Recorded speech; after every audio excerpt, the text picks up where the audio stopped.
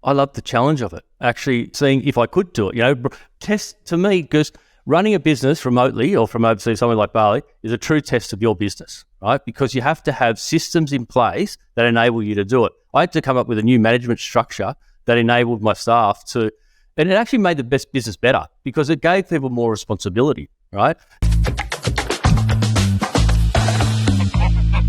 Tyron, welcome to the Wild Goose Chase. How are you? Hello. Good. Thanks for having me on. Absolute pleasure. So before we get started, who are you and why should anyone care? It's a good question. Tyron Hyde, I'm the CEO of Washington Brown. I've been in this property business game for about 30 odd years, and I save property investors money by reducing their taxable income. Goose. We do depreciation schedule all over the country, but I've also got a lot of insight into property and also how to live your life by design. Awesome. I love that. And that is a thread that I really want to pull on in this podcast episode, because in the current state of things, and since COVID, a lot of people are starting to become more aware that they have the capability to be able to live life on their own terms, typically, geographically move to a place they want to, work remote, do all of that kind of stuff. But back in 2018, you uprooted your family, you moved from Sydney and moved into the jungle in Bali, all whilst managing a decent sized business and as a CEO. So what I'm interested in understanding is a lot of people would probably, see that kind of decision as being pretty wild and pretty kind of hard to navigate. You got a decent sized business and you're uprooting your family, doing all that kind of stuff. What inspired you to take the leap and break away from conventional expectations and move your family to the jungle? Good question. And yes, people did think I was mad. We purely went because, we'd always, I've been working in this business for 28 years now, nearly 30 years now. And me and my wife always wanted to live overseas at some point. And she's got Italian heritage. So we were thinking Italy, but the time difference is not that easy to make it work. And then she was reading an article one day in the Sydney Morning Herald on the Saturday in the Good Weekend.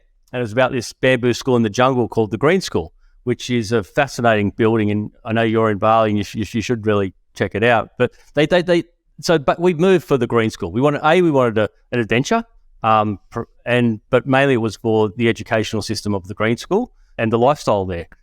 We were going to go for 1 year, but we ended up staying 2. So, and how I did it, it was, it's funny because when we did it, like the staff were like, "What? You're going to Bali? You're going to live in Bali? You're going to do this?" And not a lot of people, as you said, were doing this kind of stuff then. But we went out and we went and saw the Green School. They had an orientation day at the beginning. We went, "Oh, this is good. We could do this." You had to check out things like, how is the internet going to go? How is it? Am I going to be able to actually physically do it? So we did check it out first, and then we decided let's have a crack, and we did it, and I don't regret it at all. The school's amazing, and yeah, there was.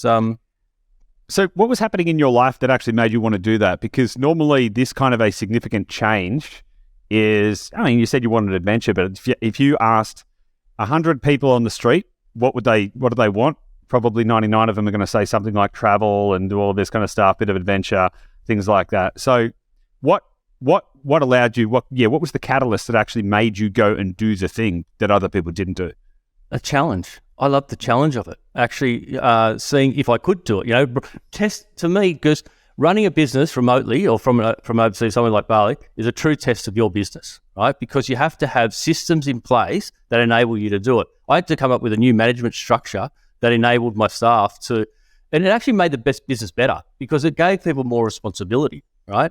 I put in a profit share arrangement with them, with the key marketing person, the key sales person, the key production person. And so instead of them constantly asking me questions, they started making decisions themselves more, because I wasn't there. I wasn't adaptable. The moment before I left, I would have 10 people lined up at my office, right, wanting to ask a question. The moment when I'm not there, for the first month, it was tricky, right? It was definitely very tricky. But then after that, they just started getting used to me. So I would then have slots. Okay, this is when you can speak to me, right? And it just made the people work smarter. It's so funny because what you said there about having 10 people lined up at your office waiting to come in to speak to you, ask you questions. I have spoken to other CEOs of, decent sized businesses, and that is actually something that I've heard reasonably frequently, that when they were in the office, they had literally people lining up to walk into their office to like ask them, hey, what do I do with this thing? That is, to me, really fascinating because with Dashdot, we set out from day one to build a business that was going to be 100% remote. So back in 2018 as well, which is really interesting because we started Dashdot in 2018, and that was also when you moved to Bali and then also restructured the business to be in such a way. So sort of, obviously we were a very tiny organization. You were a sizable organization at that period of time, so there's a big difference. But what's funny to me is I've never had that experience of people like lining up to come into the office. So it's the way you've got it. Trust me, it's better the way you've set it up. Yeah, nice.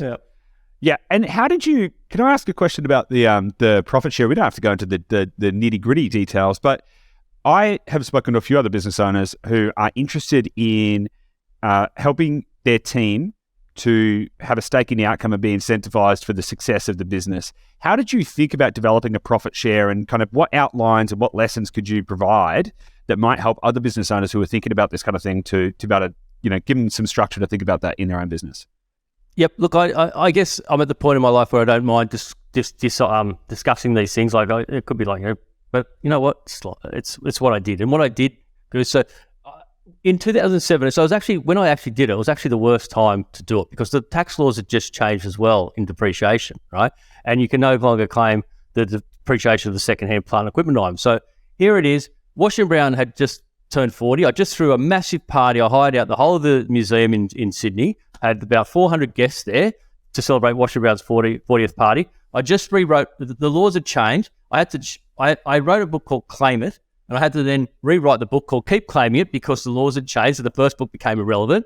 And then so the business was in a real quandary of whether it's going to survive because at that point, no surveyor knew whether people would still want our services as much. And so what do? I go, stuff it. I'm going to go and live in Bali for a couple of years and test the business. In terms of the structure, what I did was because I didn't know how what the profit was going to be like or the turnover was going to, how dramatically the turnover would change, I said to the key staff, I said, you know what? I'm going to give you a profit share, but here's the good news. I'm going to give you a profit share, but here's the bad news. The bad news is you're all going to go on $50,000 per annum, including myself. So I put all those people on $50,000 and incentivized them via the profit sharing, and it worked a treat. So it wasn't about, it wasn't just, here you go, because here you go, you're on 120. Okay, give me another 10K. Give me another 10K each year, right? Whatever that is. This way was better for me. Everyone's on the basic wage, including myself, right? So I didn't say, oh no, just you. I'm still going to hit so everyone was motivated by the profit share. That's really interesting. Now you didn't, and it worked. Washington Brown. You didn't start Washington Brown, right? You started there as a cadet. This is not your company, so it is now. That's interesting. It's been my company now for 20 years. So what happened was, Washington Brown is 40 years old.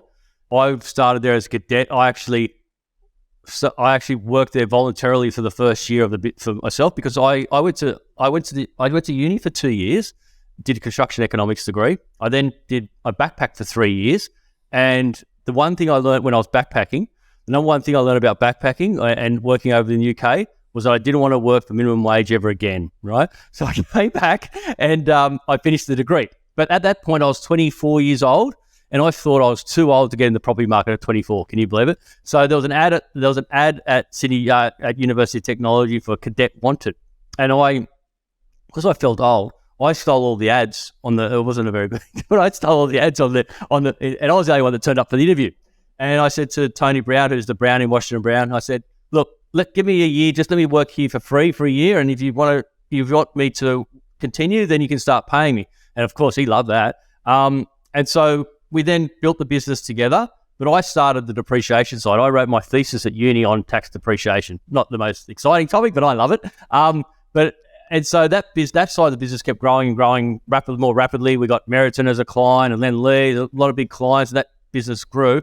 And then when Tony wanted to retire, I bought him out. That was about 10, 15 years ago. So now I own the whole thing. Yeah, that's fascinating. And I'm definitely going to come back to talking more about Bali, but I'm really interested in this as well. That process, was that was that effectively, did you do like a leveraged buyout, or how did that mechanism work? Or was it kind of like a vendor finance type thing where you said, hey, give me the wheels and I'll take it over time, or talk to me about that. So when I did the when we set the company up into two companies. One was doing the cost planning, and one was the depreciation side of the business. So there was two different entities. And when I set up the depreciation side, I was already 50-50 shareholder. I said to him, hey, this is a good idea. Here's a business model I think we should go down. Let's go halves, and I'll run it, and we'll halves. I'll try and promote it to your clients, but let's go 50-50. When it came to retire, that side of the business was so big, and I'd made a fair bit of money out of it. I didn't have to buy it. I just paid him cash. He was such a good man, because he knew how much money I'd made him. He owned 50%. He actually said, look, just pay for a quarter of the business. So wow, give me a bonus 25% of the business, which is wonderful. That said, I made a lot of money. Good. Yeah, nice. Yeah, that is pretty good going. Okay, yep. Cool. And so going back to the profit share. So was it like 100% profit share distributed between the team, or was it like, did you go, okay, of 100% of potential profits, I'm going to allocate 50% to the profit share kind of initiative, and then everyone gets a stake in that? Or how did you think about that? No, 100% profit share. So some people obviously get a higher percentage, especially myself, but so they might get, say, 5% or something. So, but it's 5% of a fairly big pie. But I think, there's about 6 of them now on it, I think. And so they have different ranges of what they get, depending upon what their job, how long they've been there, how important I guess they are to the business. And how I originally worked it out was, I said, okay, because as I said, the business was in a bit of an unknown space as how profitable it would be moving forward, because the laws had changed. I said, well, let's say I washed around, made $1 million. Here's your wage here. That represents a 10% of the $1 million, right? So I kind of worked backwards and said, well, if it's 50 here, you'll get 5%. So you'll get, and if it goes up to 2 million, you'll end up getting double what you've earned. Does that make sense? So it was based around the past history of what their wage was relevant to the profit then.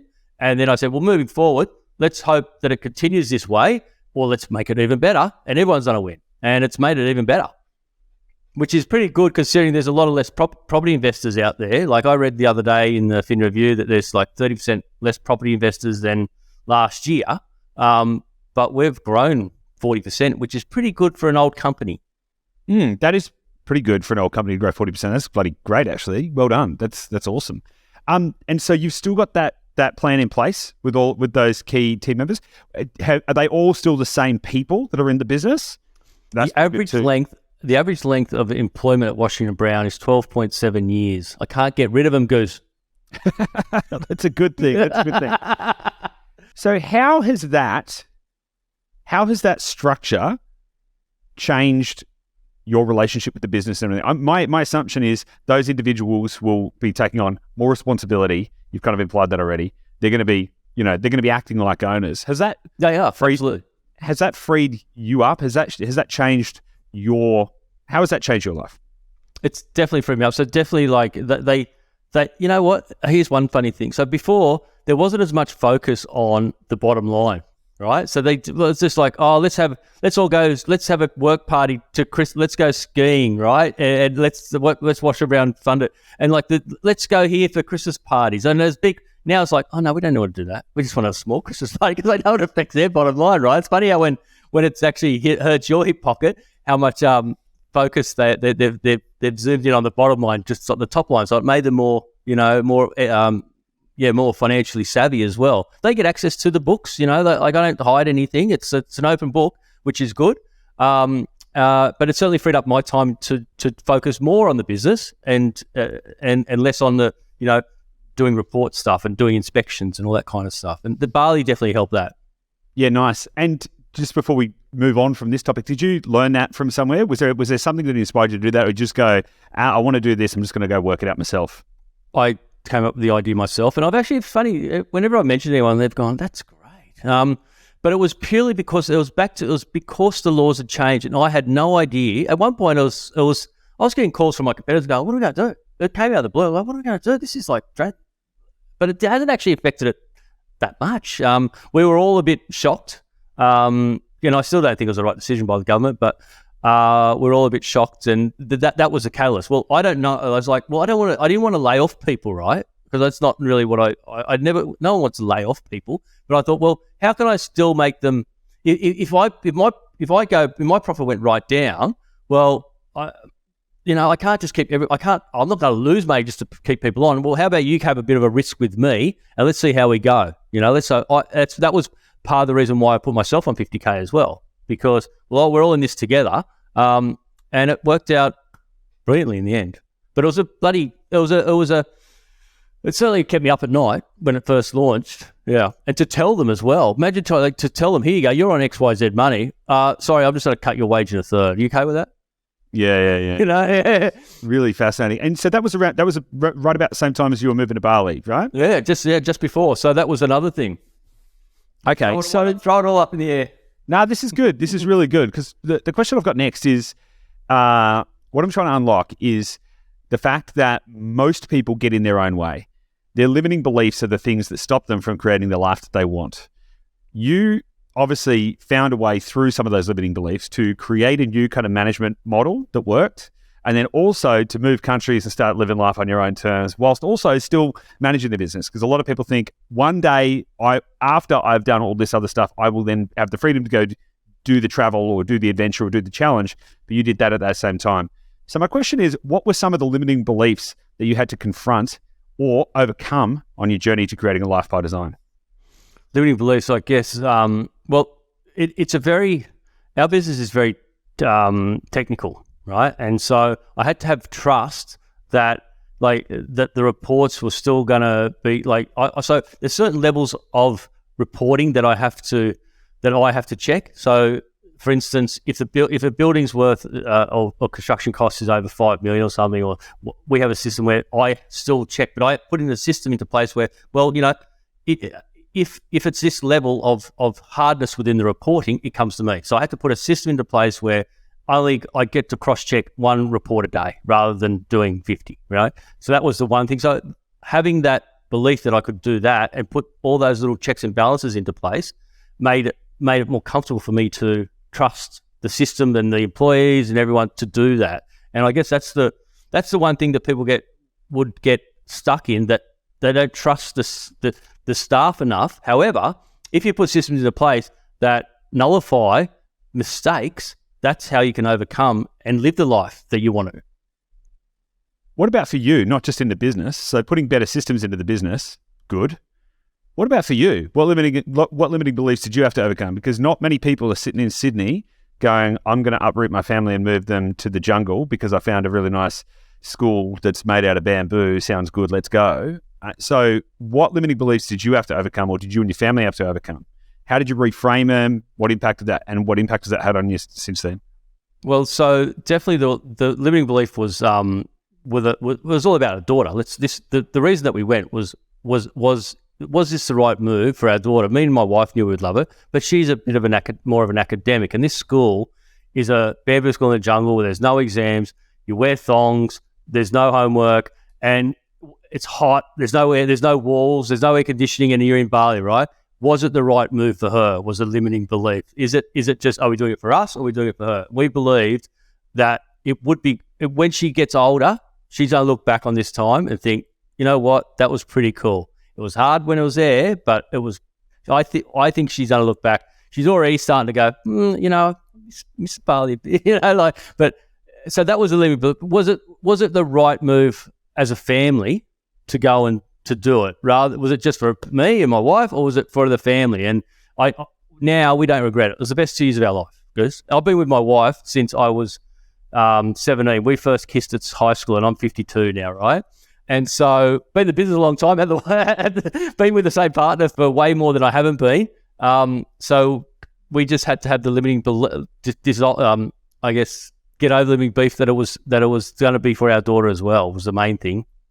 Nice. What were some of the biggest challenges that you faced whilst, throughout that process? Moving to Bali, managing the business from a remote location, different cultural norms. What were some of the biggest challenges you faced, and how did you overcome them? The heat. The heat was a killer, right? As my wife said, she started sweating in places she didn't even know existed. The challenges, I guess, was sometimes the time zone wasn't that bad. The having some clients that like I didn't when I did it. I didn't come out and say I'm going to live in Bali to all my database, right? I felt that they wouldn't understand that how could you run a business remotely? This was before COVID, so there wasn't a huge amount of people running staff for 50 from a remote place, right? So I like some of my clients, I specifically didn't want to tell. I never told anyone like that. I didn't have to. But if you ask me, the true strength of running the business remotely is it shows that you've got good systems in place, right?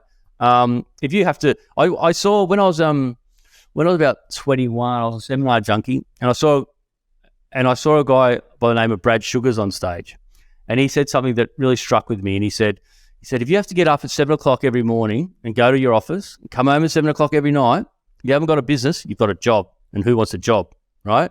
And I think there's certainly some truth in that. So I wanted a business, not a job. So I made that happen. So that's awesome. So what I want to know now is, now that you've kind of proven it to yourself, right? So you made the changes in the business. You've already done hey, we can go do this thing from anywhere. What has that unlocked about your life now? How is that changing how you're living your life today? And then how are you thinking about what lessons you can take from that experience and layer them over the future? What are you doing now to sort of create that life by design? Well, it's a bit trickier now because, I've got a beautiful life, by the way, where I live. I've got a beautiful family, beautiful house. I have a wonderful life.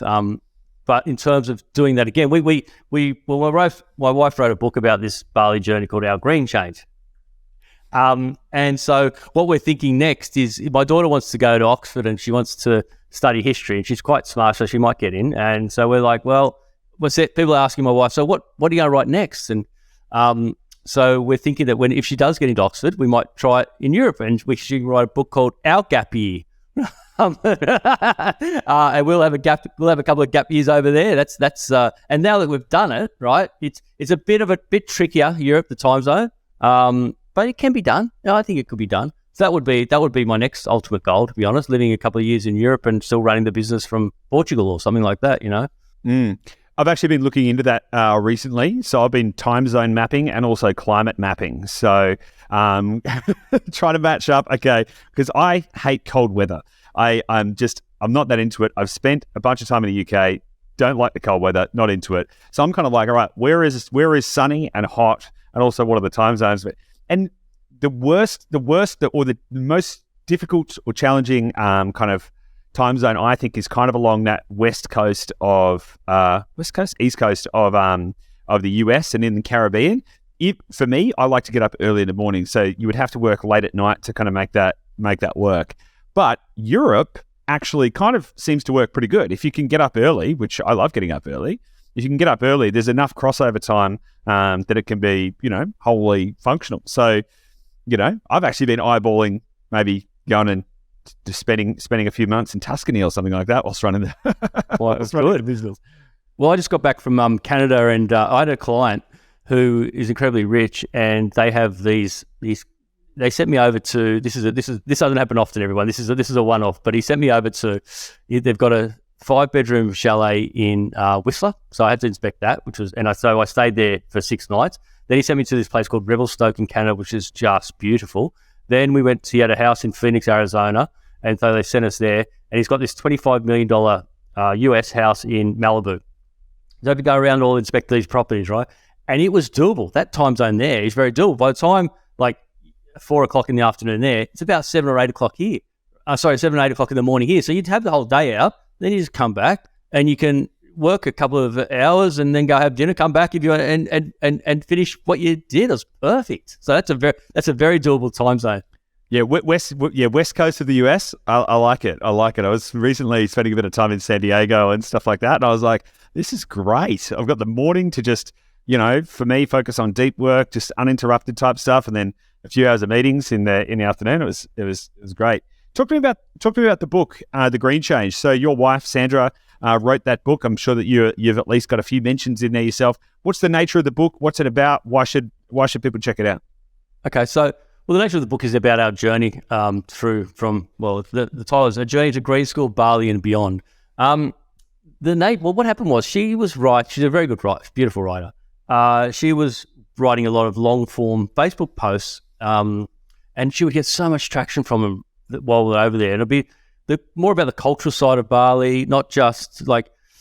So we lived in a little village in a traditional village called New Kuning in Bali, which is just off the side of Ubud. I don't know if you've been there, but you should check it out. It's a really beautiful little cultural village. And so the book is about the journey to green school, but also the cultural side of Bali, because we were pretty much embedded in that in the village that we lived with. So it kind of shows the other side of Bali. When I was living there, I read a lot of the books about Bali, and it's all about the underbelly of Bali, the drugs in Bali, all this stuff, right? There weren't a lot of books about, well, I've lived here for a couple of years and I've learned Bahasa and we're going to this green school and there was nothing out there. So I think it's a pretty fascinating journey or book that she's written about it.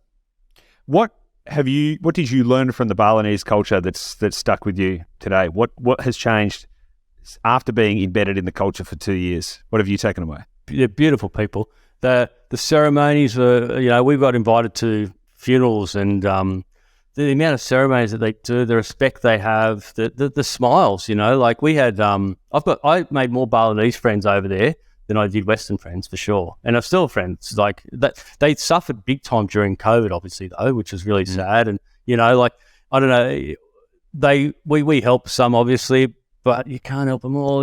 So it's very sad that, they didn't have job seeker. There was a job seeker over there for the Balinese, but it was only if you were employed on the books, right? But a lot of Balinese, as you know, it's all just cash, right? So they suffered there.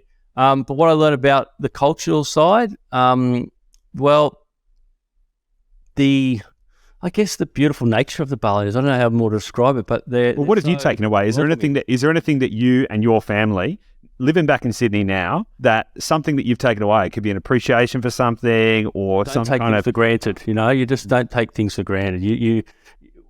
We are so lucky. Everyone, we are wealth. The insane wealth that people have in Australia compared to the local Balinese, where the average wage is $100, should not be taken for granted by any Westerner. It's and how they can still be so happy all the time. When even though they just walking down the street in this little village, the amount of people that would say hi, wave to me, and I would know, because I guess you are standing out because you are a Westerner. If you're living in that little community, right, you do stand out. But they're very, very welcoming and very quick to test me on my Bahasa, let me tell you. Yeah, for sure. I bet. Are you learning Bahasa? Look, we started learning a bit of Bahasa, but here's the challenge that we've had. So I've lived in other countries. So when I lived in Vietnam, nobody was speaking English. So I learned Vietnamese pretty quickly. The challenge that we've got is nobody speaks Bahasa to us anywhere we go. And so it's very hard to kind of integrate that. And it actually makes it a little bit more difficult. And we've been traveling quite a lot. So in the last 6 months, we've been in a different country roughly every 3 weeks. Now, the different country can be the same country multiple times. So Bali a few times, Australia a few times, US a few times. But we've been moving around quite a lot. And so unfortunately, it hasn't bedded in as much as I would have liked. But it's definitely something that we're working on. One of the things that I really like about this experience for me is the capability to make a difference and make an impact from my perspective. The fact that you can actually have an impact on a community and an impact on people's lives and actually do meaningful stuff. I mean, if you're bringing money into the country, that's a pretty cool thing to be able to do and to be able to spend that wisely and ethically and make an impact. So yeah, I'm loving that capability of it. And my experience with all of the people here is phenomenal. They're just so optimistic and friendly and all we can do, the best we can do is to try and emulate that back to them, I think. So when we went to the grade school there, they have orientation day. And they said to us, it's expected that you employ people, right? We thought, it's a bit weird. There's only 3 of us. Do we really need someone to come to our house 4 hours a day? And they said, well, it's actually, as a Westerner, you living in Bali, it is expected that you do that. And yes, I agree. And she's ended up being one of the most beautiful friends of ours that we message every week at least. And so we're going back in in October. We went back just after COVID ended, and big reunion. It was fantastic after not seeing them for 2 years. Yeah, nice. Yeah. So we feel like we have a Balinese family and an Australian family. Nice. I love it. So talk to me then about you mentioned just before we started this that there was an interesting story you had with Harry Triguboff. Now, one of the interesting things about that is that I think based around the idea that not everyone would appreciate and understand what the hell you were doing moving to the jungle in Bali. Do you want to talk to me about that experience? Well, so Harry's been a client of mine for 25 years. He's actually one of the first clients I had. At one point, Meriton represented about 90% of my turnover, Goose. Not a good business model. And now he's like way less than that, about 5%. But I couldn't tell Harry that I'm going to Bali. Look, Harry doesn't have a computer. He's never had a computer on his desk. It's all about, if I can buy land for 100K, build it for 300K, sell it for 800K, the site works. That's all he needs to know. So it's not like he's Facebook messaging or me. So when I went off to, he's old school, right? He's the definition of old school. If I said to him, look, Harry, I'm just going to run this business. We're looking after all your clients, the appreciation reports from a Bali school in the jungle. I don't think it would have cut mustard. He just wouldn't get it. So here I am at the greenest school in the world, and Harry has to have a meeting with me. I'm like, well, I can't. He's not a Zoom kind of guy, So here I'm at the greenest school in the world, and I had to fly back to have a meeting, which is not the best thing for the environment, to have a meeting with Harry. And I didn't mention, of course, where I was. And, oh yes, I'm just so luckily I managed to escape letting him know. So one time I think I just avoided the meeting. But the funny thing about him, when I was about 30, Harry knows more about tax depreciation than any developer in Australia. I guarantee it, right? When I was about 30, he read when my book first, no, I was about 40, he read my book, and he read my book. He actually wrote on the back of it, he said, I made up my mind to work with Tyron when I saw him. I never went to another quantities man. I never regretted it. Harry Triguboff. And after he read the book, every week, because he'd get me in, I'd get summons into his office, and he'd just have a 5-minute meeting with me and say to me, tell me something new. Tell me something I don't know. And after 50 weeks, I'm running out of tricks, Goose. But that's the type of guy he is. He just knows every facet of development more than, well, that's why he's worth 26 billion, right? He knows more about depreciation, as I said, than anyone I know. I'll tell you another funny story. Once I went to a meeting with him, and he had this big red eye, massive red eye, right? I said, what? And the meeting ended, and I said to the salesman, I said, what happened in that meeting? Why is his eye so? He goes, well, the meeting before you, he got so angry, he went, you dumb schmuck, and he stabbed himself with the pen within the meeting. And it went all red. I know, but he does get boisterous, let's put it that way. Nice. What are some of the biggest lessons that you've learned either about business or about life from your relationship with Harry Triguboff? What have I learned from him? I guess that's one of the things I've learned is to know all the business that you're involved in every facet of the business. Like I know about, as a CEO, I'm sure you're the same, you have to know everything. You are the lawyer, you're the marketer, you're the accountant, you're the Google AdWords expert. Whilst you can outsource this stuff, right? You have to know about that business in order to not have the wool pull over your eyes. That's what I think he masters, right? So if you just say, here you go, give me a SEO, I'll just employ an SEO expert or an AdWords expert, right? You have to know about that as much as them. You don't have to do it, but if you ask me, you have to know about that as much as them so that you are not getting the wool pulling over your eyes? Or the wool you have to know what good looks like, right? Yeah, you have to know what good looks like, and you have to understand it. So you have to do your own research into these topics. Like I personally prefer to try it to set up an AdWords account myself to run it, and then say, okay, now you do it, you master it, you do better than me, rather than just going, here you go, get an AdWords expert, because you won't if you don't know how the back end, what a cost per conversion means, or how you can improve it, what a broad match is, what a phrase match is, exact match, all these things. Someone like Google are pretty quick to find a way to take your money, if you ask me, and so are some of the AdWords and SEO companies. So you have to know that kind of stuff if you're running a business. Like even with accounts, you have to know what a P&L, how to read a P&L, So you have to know lots of things, and he taught me that. Yeah, nice. That's interesting.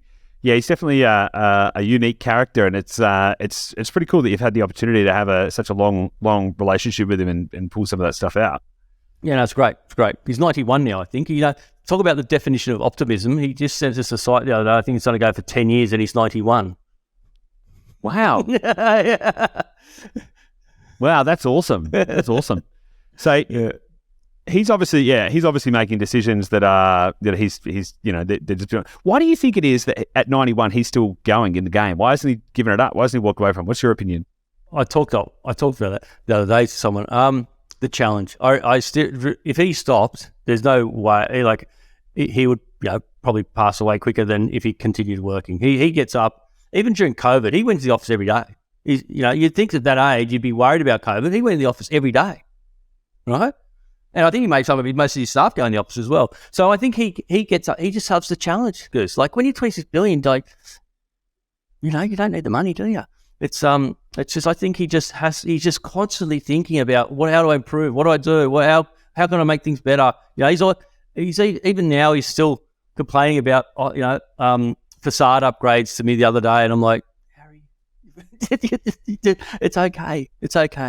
But I truly believe if he stopped, he would. But I think there's something in there. Like we all need something, don't we? There's studies that show that the moment that you are taken out of community or don't have something to do, the faster you will decline, right? It's about having friends, and that's what they say, that golfers actually live longer because they actually have to get up and they the exercise, but B, also having that community, that like-minded people walking around with you actually gives you something to do. The moment that you seem to not have something or a purpose, you seem to go down faster, don't you? So maybe, I think that's definitely it. Yeah, that's a really interesting insight as well. Okay, if you could wave a magic wand and remove I like your questions, by the way. Thank you. Yeah. If you could wave a magic wand and remove all of the current constraints in your life, and you may have some more than others, but things typically time, money, obligations, these kind of things. If you could wave a magic wand and remove all of the current constraints in your life, what would you do? That's a good question. I'm kind of doing now. I really love my life, Goose. I've been to like 50 countries, so travel is most people would say travel or I don't know, have relationships. I've got a beautiful relationship. I've got a beautiful daughter. I've traveled the world. There's nothing really. I do think of that. Like, what next for me? Right? You're 52. What next? And you do start to. I have been thinking that lately. I don't know the answer yet, though. But I definitely. Well, that would be in the next challenge. Would be to live in Europe. That would be definitely the one that I want to. I did love living overseas. I did love living what you're doing now in Bali, and I think that would be the next challenge for me, would be to go, bing, I want to live a couple of years and run the business from Portugal or see so much of the beautiful Europe that I've seen a lot of it, but there's still lots more to see. Yeah. You get to go deeper when you spend a bit more time there as well. It's one thing to travel there. It's another thing to go and actually sink some teeth in. What's stopping you from doing that now then? My daughter. No, she's in high school. I think with the green school is fantastic. But it doesn't give you the ability to enter into university. Universities in Australia wouldn't recognise. They don't have a HSC. They don't have like a HSC exam. All the kids there do like a TED talk, which are a 15-minute TED talk as their final presentation, which they work on all year, right? And these kids are the kids that stay there the whole time. They're brilliant. Like they might not get a TER, but I'll tell you what, employment-wise, you'd want to employ them. They're the best public speakers in the world. They're so dynamic as a community when they've been there through the whole time. However, I'd employ it. The kids there, I'd employ it. But my daughter, she's probably more focused on the academic side. She likes the challenge of marks and exams and stuff like that. And she wants to go to Oxford, and they wouldn't go in there. So I think it'd be selfish of me and my wife to say, look, we loved it, we want to stay there. But it'd be selfish of us to put that on her, not give her the opportunity to choose the path of education that she wants to go down into the future. And green school would limit that, and there's no denying that. So that's for her. But once she turns 18, all bets are off. Nice.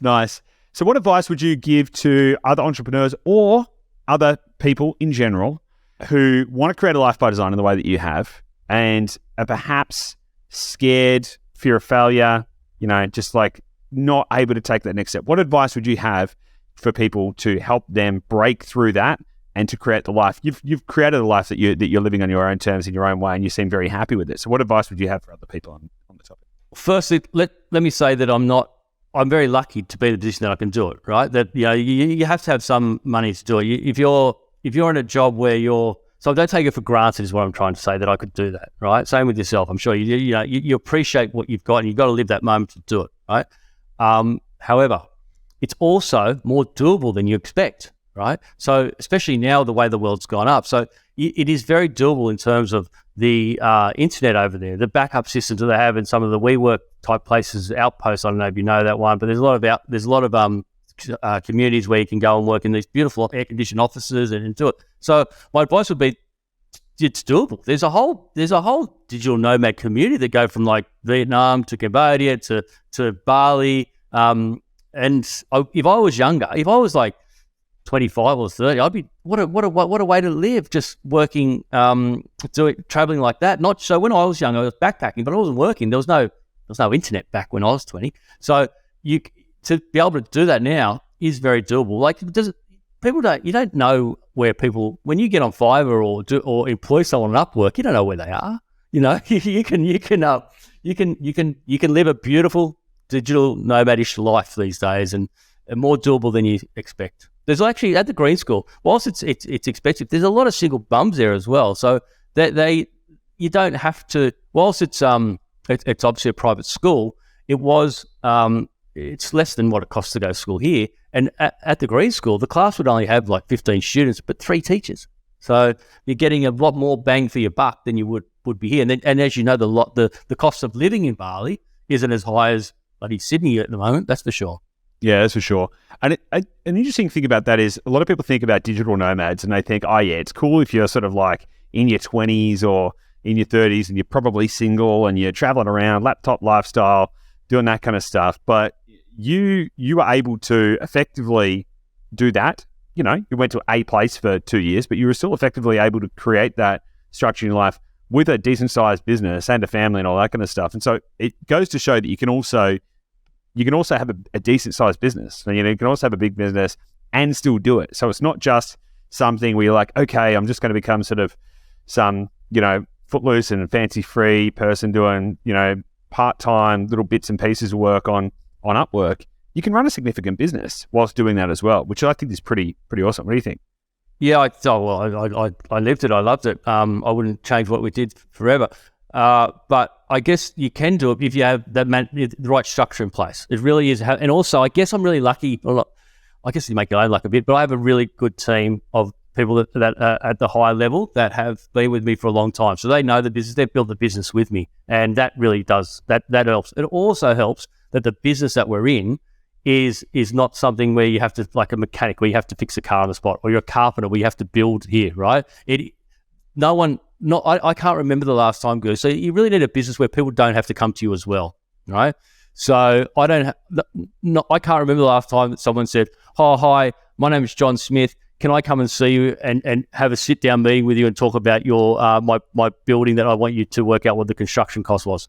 Doesn't happen. And even if it did, I'd say no. It's not the business that we want to create. We're not a shopfront type business, and so you kind of need that business. So it is doable. Like accounting firms could do it. If you're there's no, like, when was the last time you actually went in and saw your accountant? Or even legal.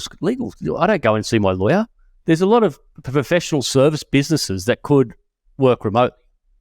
For sure. Yeah, it's interesting as well. Learning to say no so that you can stay aligned with the vision that you have is probably one of the most important things. And I remember relatively early on when we were still, we're still growing Dashtop, but early on when it was kind of like me and Gabby and maybe like 1 or 2 other people, and I was still taking all the calls and doing all the stuff. And I remember there was several times where people who seemingly may have been, bigger clients for us, but they were like, you need to come and kind of, I need to meet you face to face. We need to do an in-person meeting. And I was like, sorry, but we don't do that. And if that's not okay with you, then that's cool. We're just not the right fit, which was tough.